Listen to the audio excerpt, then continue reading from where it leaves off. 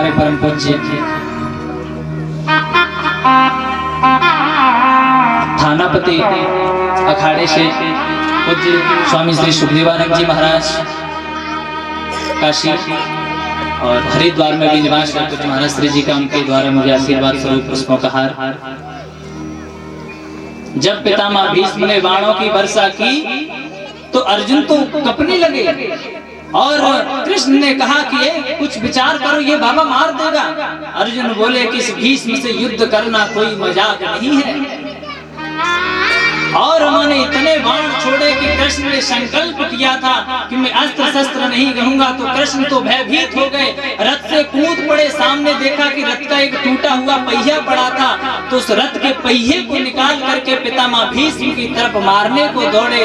तो पितामह भीष्म ने बाण छोड़ दिया, कहा कि हे कृष्ण मुझे मार दो, मैं जीना नहीं चाहता। अरे मैं जी के करके क्या करूंगा, जहां थोड़ी सी जमीन के लिए इतना महाभारत हो गया। पितामह भीष्म ने जैसे ही बाणों की बौछार की, कृष्ण ने चक्र उठाया तो कृष्ण का तो पीताम्बर धरती पे गिर गया, धरती कपने लगी। अरे जब भगवान अपनी प्रतिज्ञा तोड़ते हैं तो धरती पर तो तूफान आ जाता है।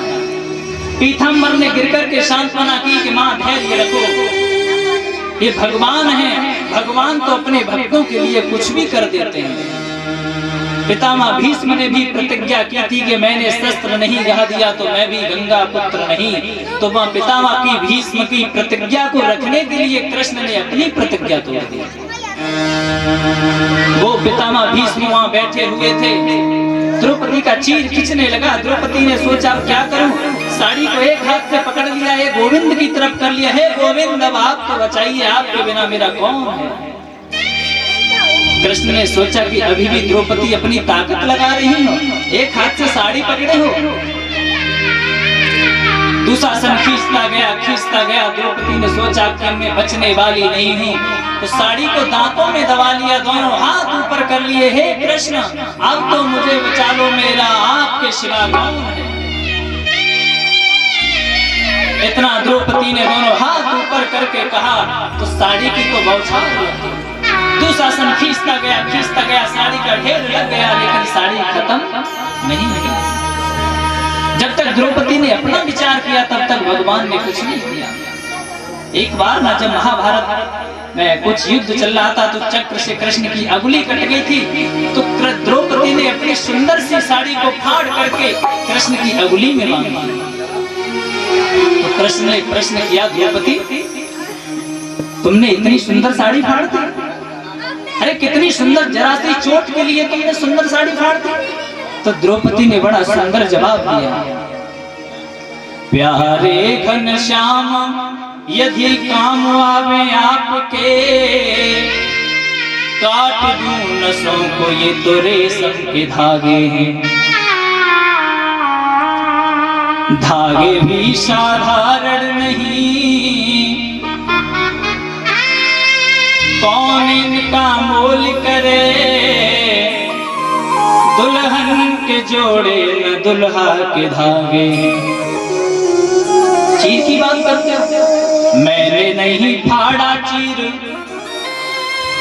पीर देख हो अधीर, धागे भी स्वयं नाथ चीर छोड़ भागे हैं। और धागे हैं भाग्य वाले जो अगुल तुम्हारी में लागे हैं, और धागे हैं अभागे जो साड़ी बीच लागे हैं। प्यारे घनश्याम यदि काम आवे आपके, काट दूं नसों को ये तो रेशम के धागे हैं। साड़ी की बात करते हैं, साड़ी मैंने नहीं फाड़ी, हे गोविंद साड़ी तो अपने आप फट करके, उन धागों का बड़ा भाग्य था जो मेरी साड़ी में से निकल करके आपकी अंगुली में लग गए। अरे गोविंद दुर्भाग्य तो उन धागों का है जो अभी भी मेरी साड़ी में लगे हुए हैं। तो द्रौपदी ने आंखों की कृष्ण को देखा, आंखों से अश्रुओं की धारा बहने लगी। आज तो द्रौपदी का कौन था बचाने वाला। कहते हैं कि भगवान में यदि समर्पण हो तो भगवान हमारी रक्षा करते हैं। इसीलिए किसी कवि ने बड़ा सुंदर कहा, लगन तुमसे लगा बैठे,